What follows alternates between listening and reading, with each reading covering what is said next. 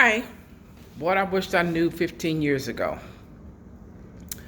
Okay, I classify myself as an activist. I am retired, as you can tell. But there are some things and this is a time period now with a lot of activism on, and it is always it's always something people are fighting for. Um, right now, this is a Middle Eastern um, protest that's going on amongst, I'm sure, many others, but this is the popular one right now. Okay, are you participating in these activism, protests, marches, um, hollering at people as they walk by, trying to get your point across?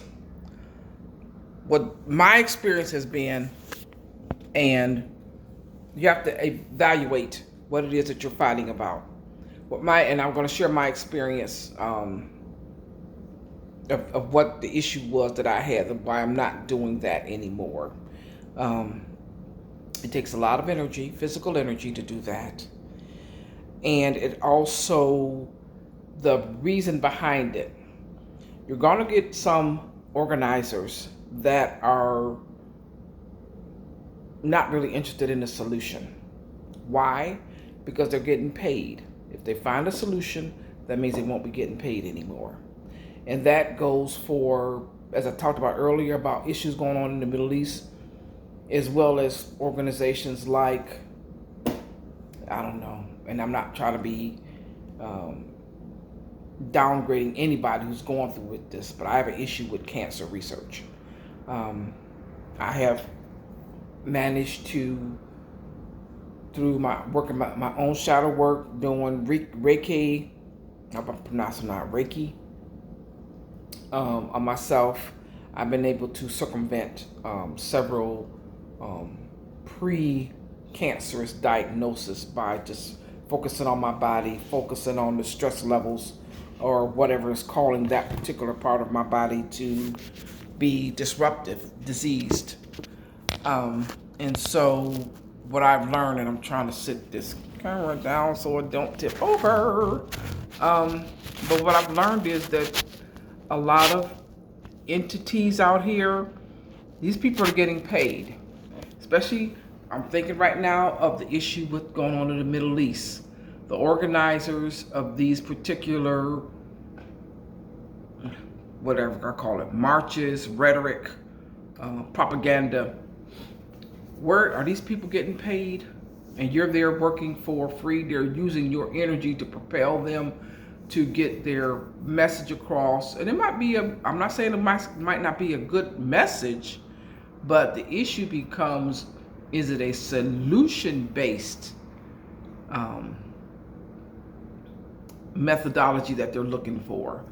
Because, like I said earlier, if these people are getting paid, and I'm not saying wherever the money is coming from, if they're getting paid, it is in their best interest to continue to fight without really getting a solution. If a solution comes along, they're going to find a way to circumvent it.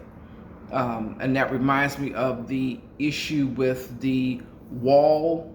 There was a solution that came up when 45 was in office, and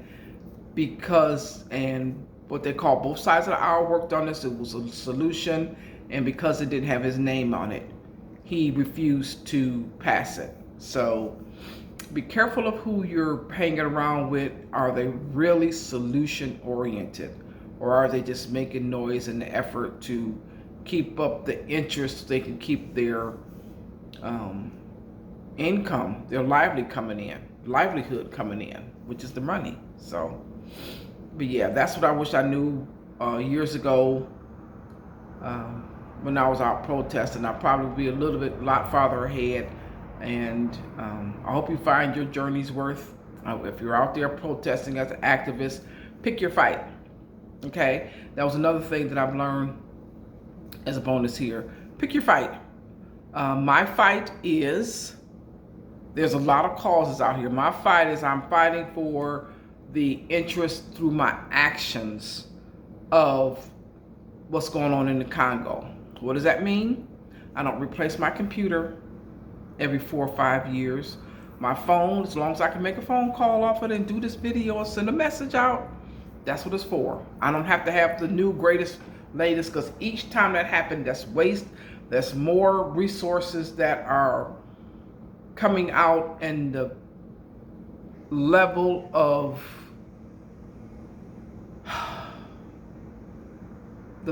enslavement, only because I can't think of a better word right now, of the theft of the resources. The U.S. is the biggest consumption country in the world at this time. So I've had the opportunity to travel a little bit, spend a lot of time in Australia. They do a lot of recycling and different things where they're not so dependent on the resources, that they're not expending the resources unnecessarily. They do a lot of recycling there, which I thought was great.